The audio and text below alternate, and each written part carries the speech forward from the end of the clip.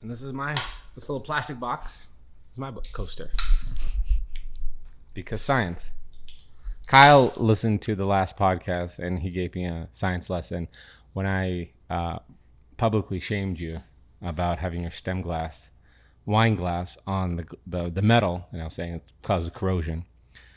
He defended your honor and educated me as I should have been, saying that the whole premise of a wine glass, when you have a thin stem, there's no condensation or I knew that. That's why I was using a wine glass. So you and Kyle are educated. I need to be more educated. So I apologize. And I just let you have. Let you have that one. Just let you berate me. Rate? Berate. Look it up. Okay. I guess we're just making up words here on this podcast. Look it up. Look it up. Also, why would you shame me with using words that you clearly knew I didn't know?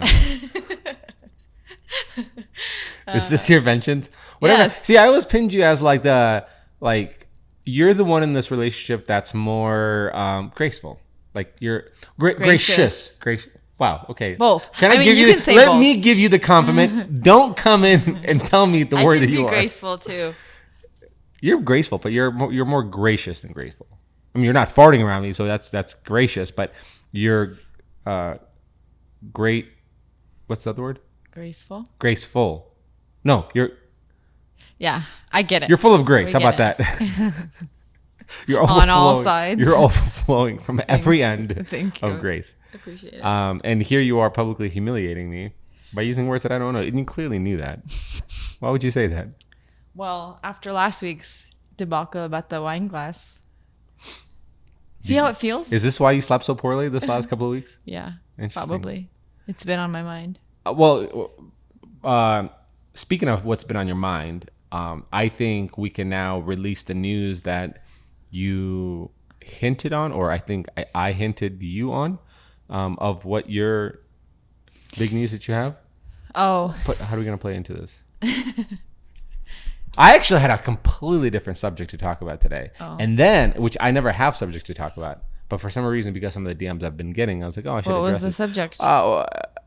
Gun safety in the family. I'll get a bunch of people DM me going like, hey, my wife's anti-gun, I'm pro-gun, and in these times we need to get something. How do you go about educating your kids? We were afraid of our 2-year-old's going to get into it, and how do you get your wife on board? Like all these things. And I was just going to share some of the things that we've gone. I was like, oh, that's a really good one, because those DMs, like I'm almost like, I need to respond to this one. That would be a good topic. But that would be a good one for next time. So that's something for you guys to tune in. We'll share some of our background on that and some of our, I don't know. Are you trying to block my head with the microphone? You have been blocking your own head for the last dozen amount of podcasts. No, that's not true. You set it up. I don't set it up. Yeah, but you also don't adjust. You come up there and sometimes you'll just. Ready for me. I don't know. Yeah. Well, you always gotta keep one. Anywho, and that's so. What noob? We are 34 episodes deep. Well, this is gonna be 34. So, coming up in a year yet? No. When did we start? I think we said at end of the summer last year, and it's not even officially first day of summer. We have to have a big anniversary episode. More money spent. That's cool.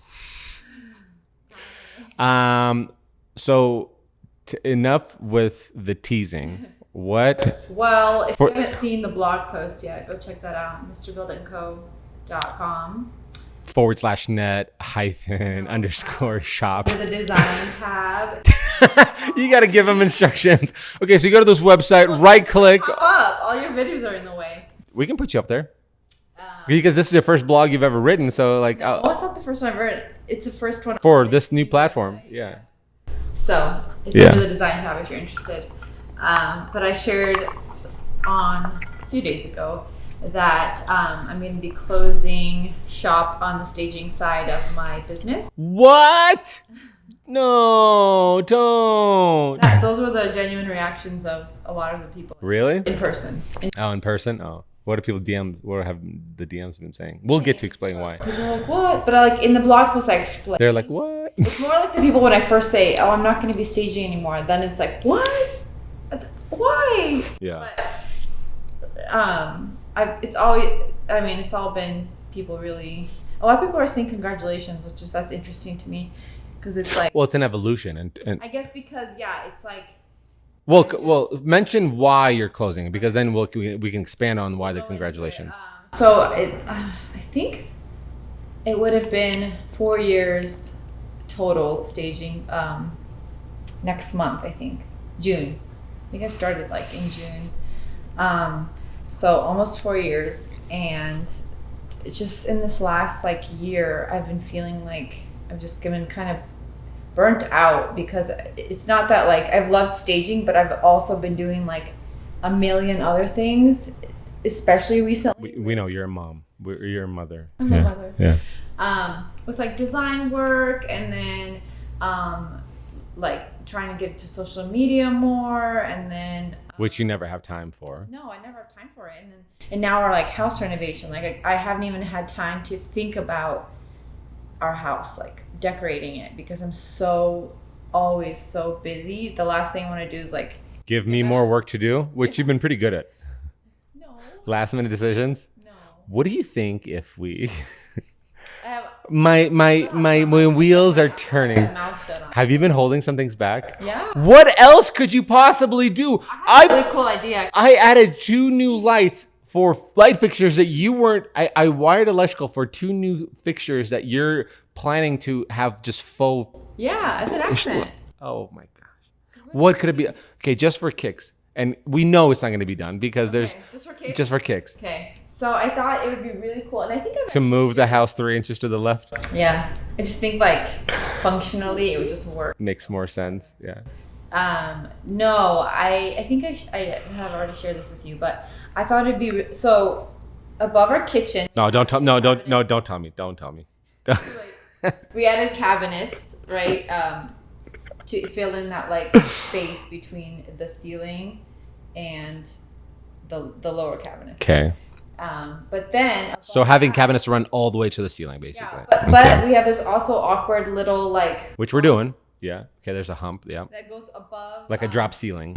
Like a drop ceiling, but it's like almost like it comes out. It's yeah. It comes out, so it's like a 3D. Yeah, it's like a faux beam drywall thing. And then there's windows above it, and I think I shared with you, it'd be kind of cool to wrap that in wood and make it look like a beam. That way, it looks like it's like it was meant to be there. I feel like right now it looks like.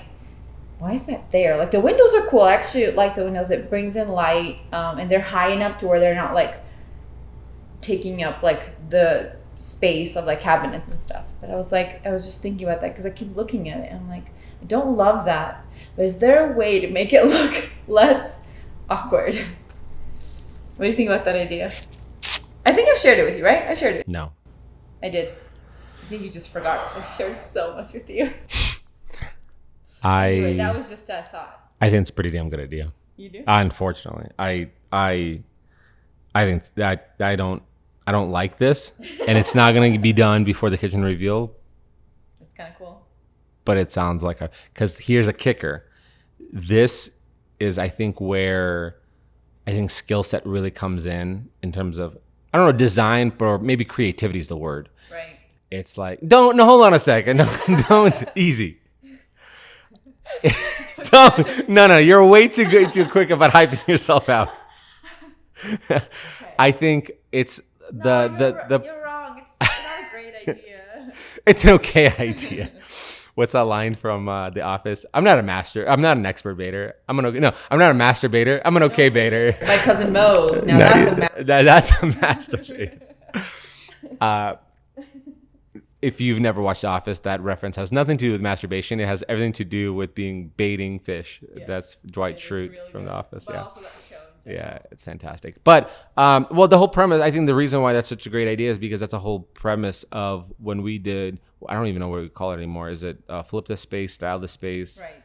It's awkward spaces. It's the idea of like, how do you take something that is an eyesore and doesn't make sense today, and flip it around to have it make sense. And I think incorporate it into your space and make it work. Making it like go away. Make it work as opposed to down. That should be a segment. Make it work. No, we're not going with the third name for it. We went to. People are not going to know what they're. I know, but we're still figuring it out. It sounds very New York runway. Making it work, girl. No, I don't make want it work. make it. I don't know. I feel like there's like a finger snap and a wrist thing that happens with it. Like, no, I'm not. Can't. It's not on brand for me. Okay. My branding is courage and sweat. There's a lot of sweat and smell. There's a lot of hard work. It's not making it work, girl. Like, we're not doing that. That's not on brand for me. Anyway, we totally got off topic. But going back to staging, yeah, it's like we started this house renovation process, and maybe that's the reason I keep telling you stuff so late, is because I don't even have time to think about it until you guys have already like done 5 steps. And I'm like, oh wait, I wanted to do this, but I just haven't had this second. So I think you kind of like helped me realize I either needed to take this staging side, scale up, which means getting a team together who that are self-sufficient, where I don't have to be involved in it. Mm-hmm. But that still includes a lot of expenses, which is, storage unit fees, monthly fees, movers, obviously paying the team and having it be its own anything, which is cool. Yeah.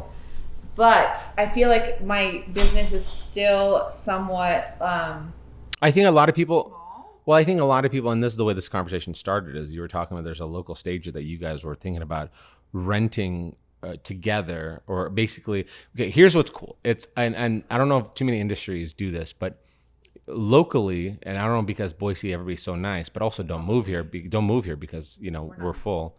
Yeah, we're jerks. We'll send you back. We'll send you back. But like, you guys met together, instead of being competitive, you guys were like, hey, like, if we're busy, we'll just like promote you, like send clients your way or something like that.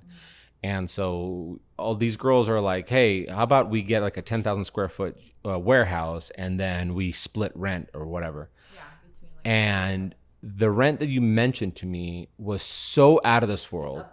It's how expensive it is to lease a big warehouse. It was like, was it 10 grand? Is that what you think it was like total? 11 grand between 3 people or 2 people.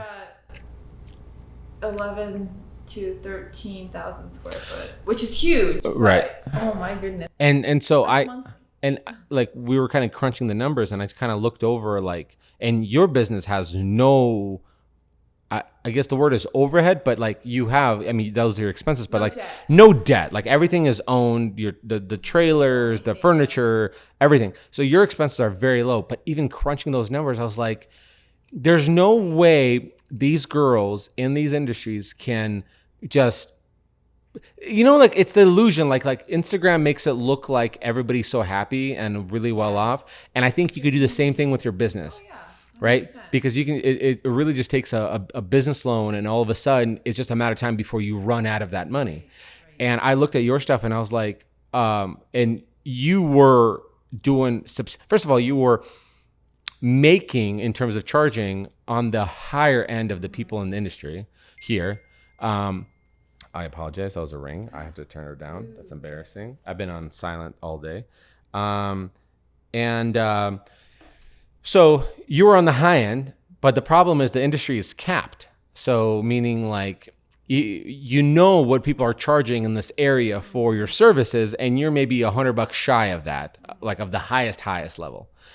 And then you have these other people who are like, they're saying like, hey, I'm always so busy, I can't, but they're taking on these jobs, like these like realtor jobs, which realtor jobs are the worst jobs. And this is a little behind the scenes of like the industry, because some of them are fine. Well, no, but they're the worst, not because hard to work with. That's not even what I'm talking about. They're the worst because when a realtor pitches, a realtor wants to sell a house. Mm-hmm. The client of the house wants to sell that house as well.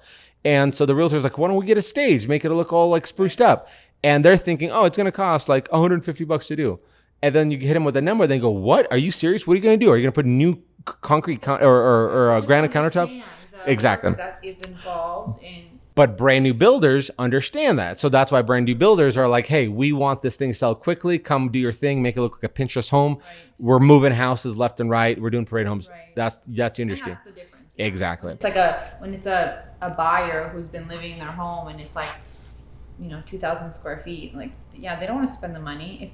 And a lot, like I work with some realtors who actually pay for it themselves because they know it will sell and they can spend the money. So those ones are great to work with. But the ones where the buyers are paying the staging, it never works. Anyway, so what was I saying? Oh yeah, so like the costs of, there's just so many also expenses involved in staging. I love keeping up with the trends, and like you're always needing to buy furniture because trends change, styles change, and so seasonally too. Now, there's also one thing you need to add, and there's going to be a lot of interrupting in this episode, I guess. Cut you off, but I guess paint people the picture is like, okay, so well, how much of a trend is going to change in the matter of 3 months? Not much, right? Unless it's really a pivotal moment, be like, hey, you have like 5 influencers that came out with, or 5 designers that came out. More of like a trend, as in like what you're seeing on social media. Well, like if you're seeing like certain stuff start popping up, you want to use it because that's what people are liking. But it usually hangs out for, or it's a year. A year. It's not a 3-month thing. So, but I guess the argument behind that is, because every house is so different and every stager has their own level of like content of that house that they're done with. Right. So like one person would be like, this is all I have. I'm just going to throw a rug, a couch, a chair, a console, and a dining room table and a master bed, and we're done. And then, but you still clearly see that the house is still halfway empty because, right, the structure is different, right? Like the layout's different. And then there's people like you who are so detail oriented. They're like, no, I want this house to feel full. And like, because the idea is what you're doing is you're taking a house and trying to paint a picture of like, what does it look like to be a home? So it always resolves in, having to go. So like that budget is, has to be there for that. It's like, and I've talked to so many other stagers, and almost everybody does that, unless they're like the type of person who's like, this is all I have. I'm not spending a dime on this house. Yeah. This is what is going in this house. I can't do that. I have to be like 100% happy with the house before I leave it. Or else you hate your work. Yeah. And then I'm not like proud of it. And like, what's the point of that? Like, I want to keep that level of,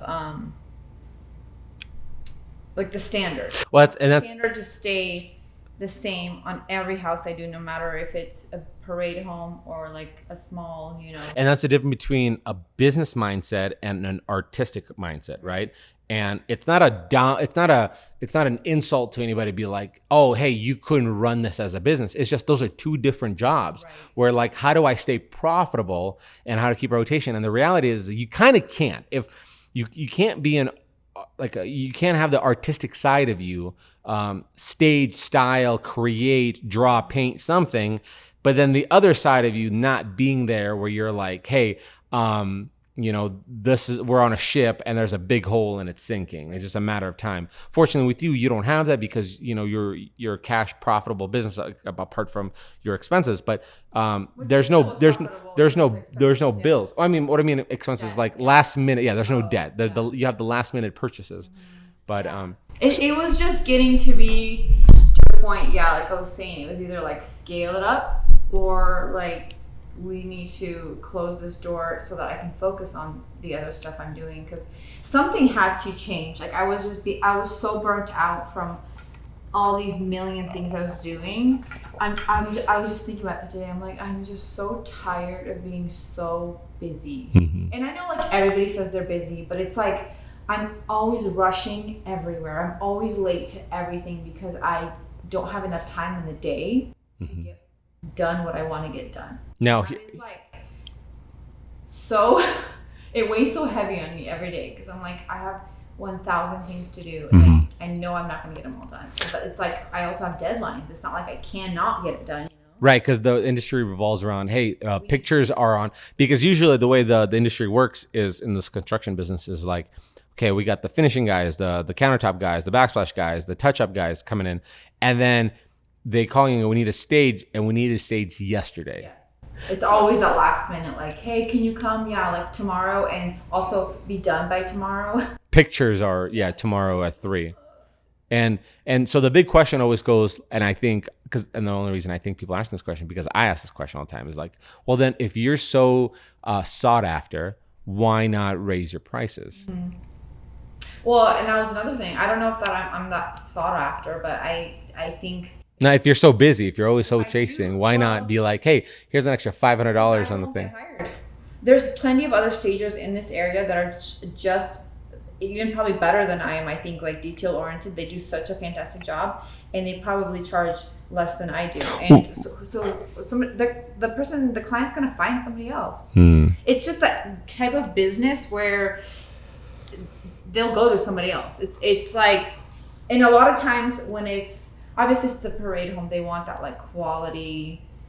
They'll pay basically whatever you ask them to, but a lot of times if it's just like they want a quick turnaround, they just want it staged for pictures. They are okay with getting somebody else to do it because they know like no matter what, like it's gonna look better than it will empty. So that's the problem with like you can't really raise your prices high enough to Let me ask you this. still be sought after. Let me ask you this. Have you ever had conversations with the client when you guys are talking about what your fees are?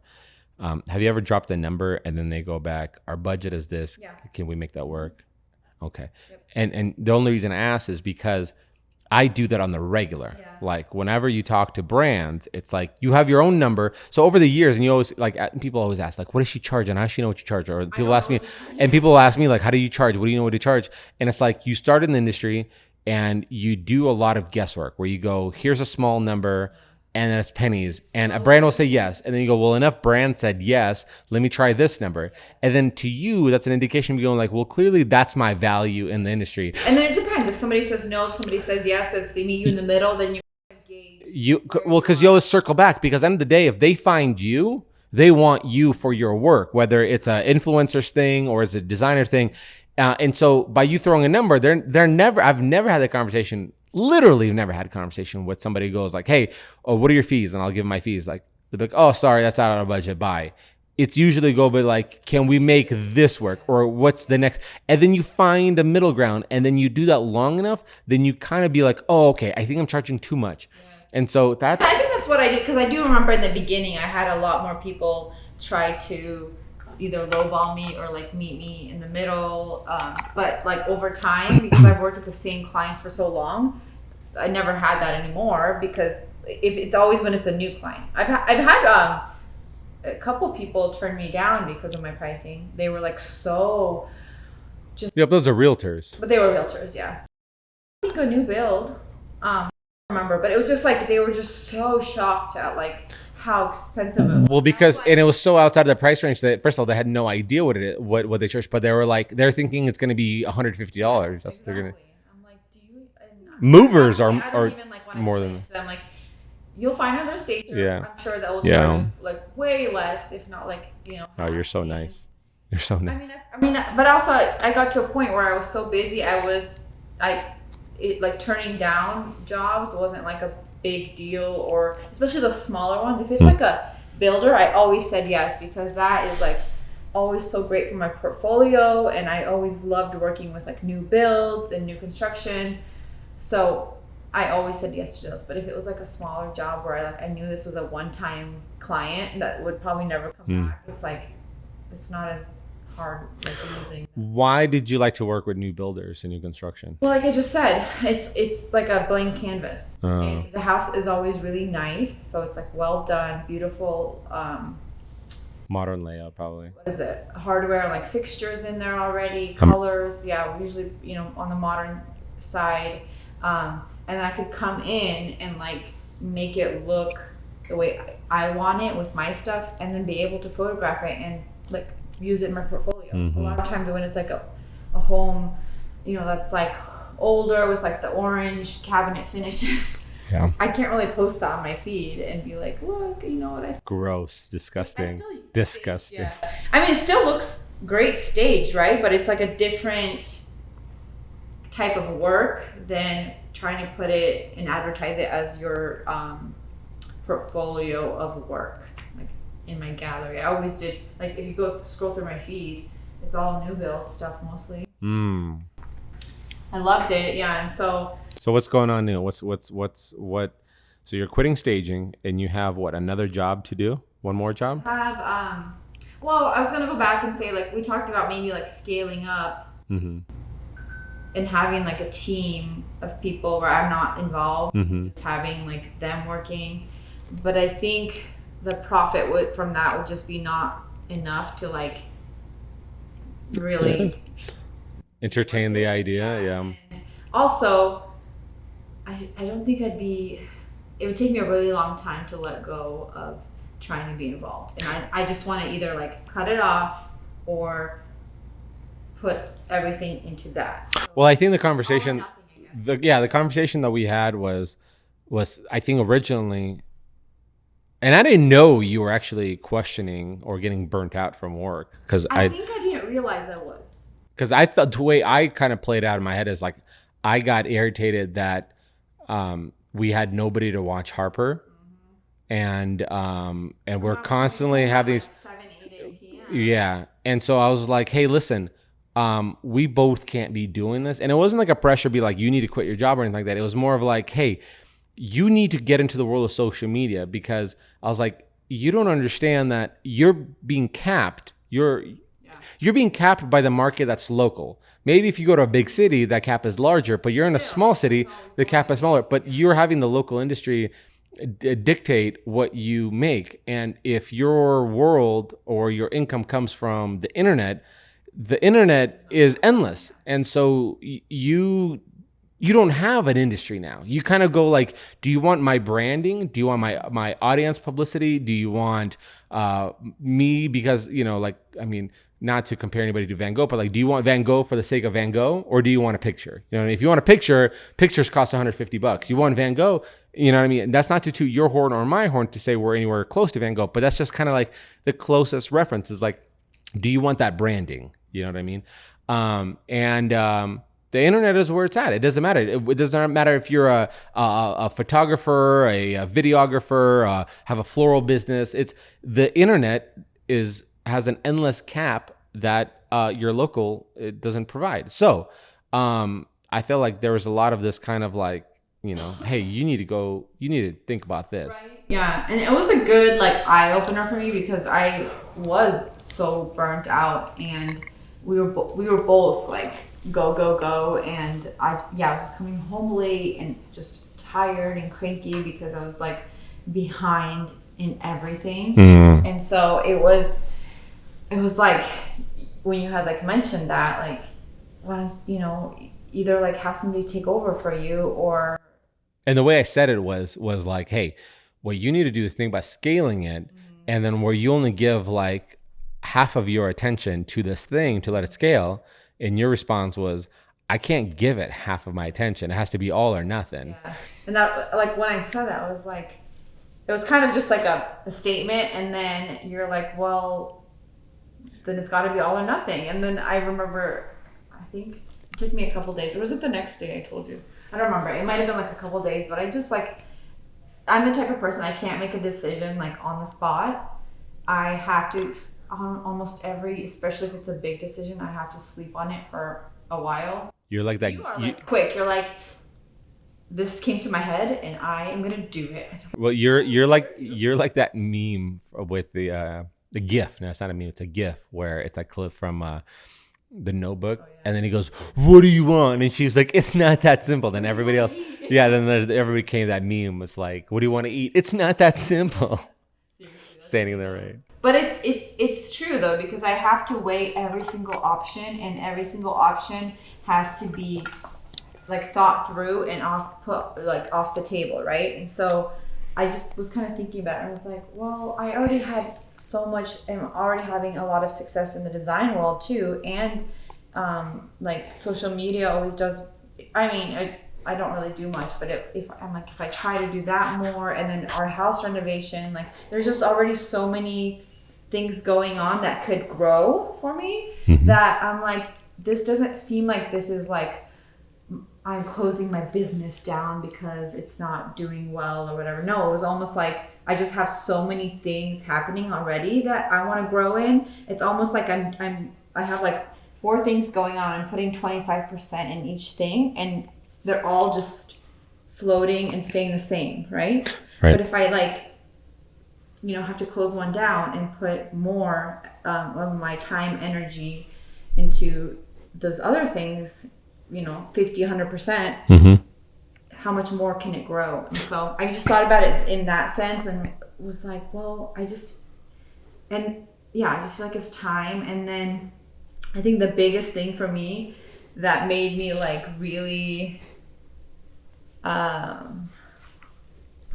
the word I'm looking for? Like secure, I guess, in my decision was once I made the decision to do it, I wasn't sad about it. I was like, this is weird. I don't feel like I'm mourning anything. And I think it's because I'm not closing my business down. I'm still gonna have minting time design. So what are you doing? What's I guess that's a segue, yeah. So the staging side is closing, so I'm gonna sell my furniture, the trailer, not have my storage units anymore. But then the design part where I work with clients to help design either their homes, like commercial spaces, whatever it is, that's still sticking around. So I already have like and you're doubling down. You're not just doing that just like mediocrely. Like that's your new thing. And I think that was another big thing is like lately I've been getting so many more design jobs and like not e-design or like smaller ones, but like bigger scale ones where I'm like, well, this is going to take up a lot of my time. I need to have more free time to do this. And then on top of that, there's a social media aspect in our house reno aspect where it was like, okay, well, yeah, one of these has to go. I wasn't sad about it. I didn't feel like I was mourning something that... you didn't feel like a failure. No, I guess that's a good way of putting it. I did not feel like a failure. I felt like I worked myself out of that job. I think here's the better way to look in the perspective. Your degree is, what was your degree? General communication? English. Okay. You got an English degree from Boise State University. And you, just like everybody else, hopped around a couple of different just jobs, right? And then you landed on this thing where you started your own business as staging. And it was awesome, right? It was exciting and it's really cool. But that was my way of getting into design. That's exactly where I'm going towards. It's like you didn't go to design school. You didn't have a certificate or diploma to accredit you, right? Or accreditate you? Is that the word? Accreditate you? I guess I need to go back to school. So you didn't have the accreditation or street cred from design school. Say this is where regular cred. Well, regular cred. Yeah. You didn't have school cred. Sorry, we're having some technical difficulties there with the camera. So in case the picture changes, it's because the camera that originally started my career in YouTube is officially being retired, which is sad. I might pour it in epoxy and it's a sweet thing. Like that was my very first camera that I ever started in YouTube, and I actually had Home Depot buy it for me. I thought that was your other one. No, that was this one. It was when I first started. That's right. They hired me to do a blog post, and they gave me a bunch of money, and then they hired me for another job after that. I borrowed a friend's camera, and they paid me a bunch of money, and then they're like, hey, we'd love to do another one. And I go, hey, here's the reality. I don't have a camera. I borrowed my friend's camera. So they send Amazon credit to me, and then I go buy yourself a camera. You bum. Awesome. So that was really cool of them to do. That was so I might do some kind of epoxy pour that. But anywho, you didn't have this accreditation from a school to be like, hey, here's my legitimacy. Right. So you almost have to create your own. You're like, no, I'm gonna earn my, and so you built an audience, you showcase your stuff, and you let the people, which the people are what, it's not the designers that give you that accreditation or these teachers. It's the people who find your work appealing. It's the people who look at Van Gogh and Picasso, they go, that's a really good piece of art. It's not a bunch of other people who think they know art theory. And so you basically worked yourself out. You worked yourself into a designer role. That's what you did. Yeah, that's what it felt like. And then over the years, that's how I learned. It was such a great way to learn about design through staging, because I started out with my IKEA furniture, and then over time, just slowly built up, my inventory, and at the same time learned how to functionally style things and what works well with what, and just even names of design trends and all the so many things where I'm like, oh, I didn't know that was called that. Do you remember something specifically? No. Nothing off the top of my head. Okay. I'm sure I could think of something. Yeah. Yeah. And so you're gonna Or be. I'd have to like Google something when somebody was like, Yeah. you know, What is this feng shui? like, I don't know what that is. Yeah. So, like learning that. Was Do you have any feng shui? It's like, oh, we are very feng shui friendly, and then you're like, what is feng shui? Google. Okay. Hey Siri, what is Google? What is feng shui? I guess that's what it feels like. It was just like it was definitely like my starting point into getting into this field, and now I feel like I have that experience, almost like, you know, you'll call accreditation behind me to be able to pursue more, I don't know, sought after. Yeah, I have a theory. Because now it's like interior design feels more of a career. Staging, I think you told me, you actually mentioned this, and I was like, it's true. Staging felt more like a job, and then interior design as a whole feels more like a career. Because that's like, there's so many avenues in design that you can work on. Yeah. And it feels like the next step. And that's why I think I wasn't sad about it. And I think that's why people are congratulating me, because it was like, it's cool that you're like being able to retire from staging after 4 years. Like, oh, that's a good, cool way of thinking about it. For me, like at first I was like, oh no, I'm closing down my business. You know, the first thing you think of like when a business closes is not doing well, but it was like almost. But the name, you're keeping the name though, so it's not like you're shutting it. I'm not shutting it down. It's just that aspect of is closing, so I can pursue these other things, and I think that's what makes me really excited and not even remotely sad about closing that door. Yeah, no, I think and I get to spend other people's money and not my own. I think it's I think there's an interesting thing that happens whenever it takes so much of an effort to get something off the ground, right? Like this risk of like, I'm going to quit my day job and the uncertainties that come with it. Right. And you finally get the guts and be like, I'm going to pull this trigger on this thing. And then from that point on, if that thing fails, if you don't, at that point on, if that thing either continues on or it gets shut down from whether personal decision, from it evolving into something else, or from it failing because of poor business choices. One thing happens for sure if you put your ego aside, specifically if it's a failure thing, is it releases something in your mind where you're less afraid to take risks, and you know that you know two things for sure. You know that you can never work for another person ever again. Like you can never work for, one thing's for sure. I was like, I can never go back and having a boss under me, over me. But that's the first thing that happens that people realize. And that's across the board. And I've yet to, anywho. And then the second thing that happens is you start realizing that everything is going to be okay. Everything works itself out. So what ends up happening is people go start a business. They go, I can't afford this. And their ego is not an issue. And then their business closes down and they go, what else can I start? Should I start a window cleaning business? And then, or for a person like yourself, you evolved into something different thing. You started, you got your industry cred. So now you're in the design world and you're like, okay, now I'm going to do this thing and it's not going to bother. But you know that everything's going to be okay. Everything works itself out.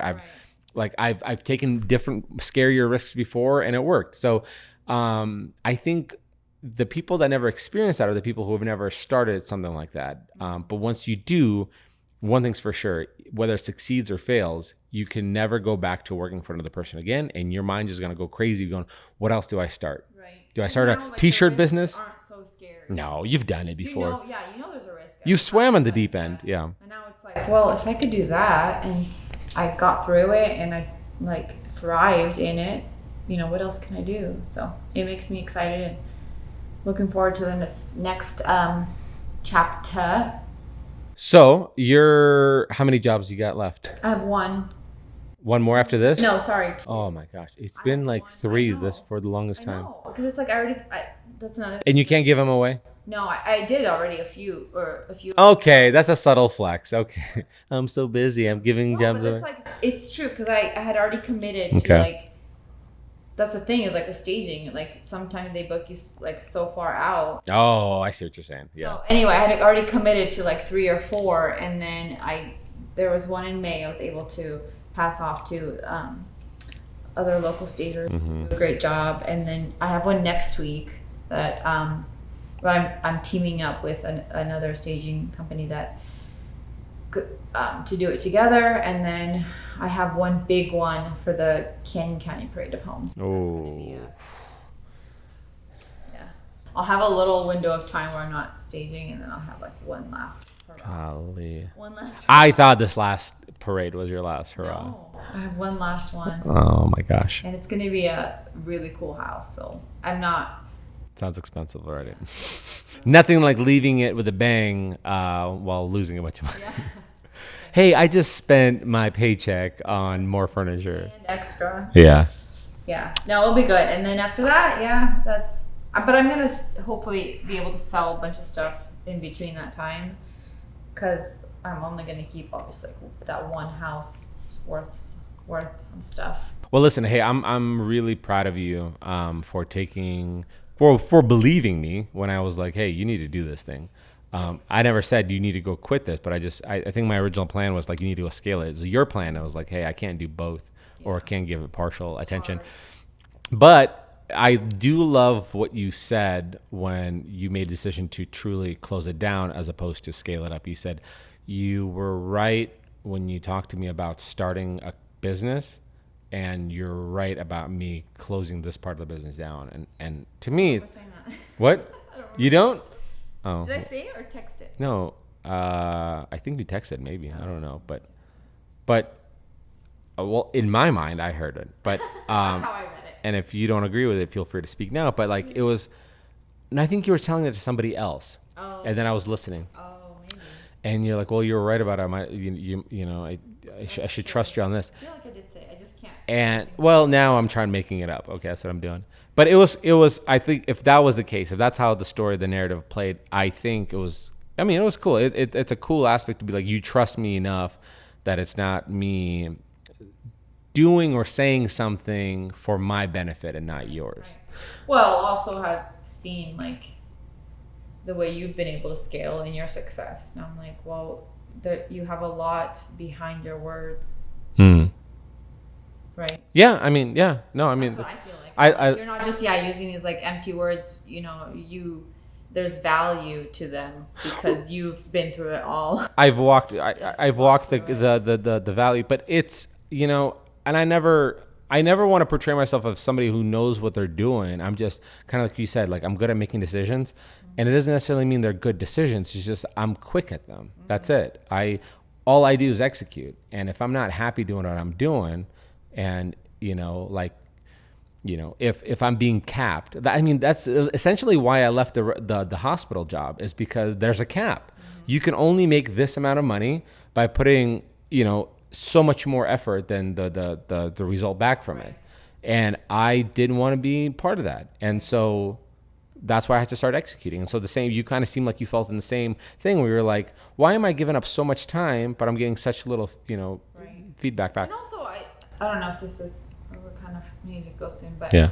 I think another important part of it was like, and you and I were talking about this, my dream was always to stage for the Parade of Homes. That was like, as a stager, if you could like get to the Parade of Homes, the Boise one for the spring parade, that was like, you've made it. But it's like, I got there, I staged, this is my second year staging for the spring parade, but like nothing has changed. Like you're not driving Ferraris. Yeah, you're like, nothing changes, honestly, in your business. It's like, cool, you stage a spring parade home, but like locally, people like might know you, but nothing changes. But I've gotten way more stuff, like, I guess change happen within social media. And so I've noticed that too. I was like, well, okay, I did the parade, like now what? That's it. I've accomplished it. What else? And so a lot of my clientele comes from Instagram too. I don't really get that much people contacting me locally unless it's from another client who I've had, right? And so I'm like, there's not anything that comes from it. Yeah, I'm like, I can't even have my name in like the Parade of Homes because you have to be part of the BCA. Oh, geez. You even have your name listed under there. That's bogus. Like, and you have to pay to be part of the BCA. You have to pay like, I think it's like $600 a year. Yeah, I'm like, I'm not doing that. That's silly. So anyway. That was just another like small aspect of like, what am I? Yeah. If I'm getting way more business from social media, like maybe I should be focusing on that more. Well, hey, I'm proud of you. And I'm excited that you're starting another new thing, which is awesome because I think it's full of life. And we are going to make many other decisions where we close one door and open up another. Let that be a lesson to you kids. Everything's going to be okay. Take some risks. And at least there'll be a life worth living. Yeah. All right, cool. Thanks, guys. Bye. Bye.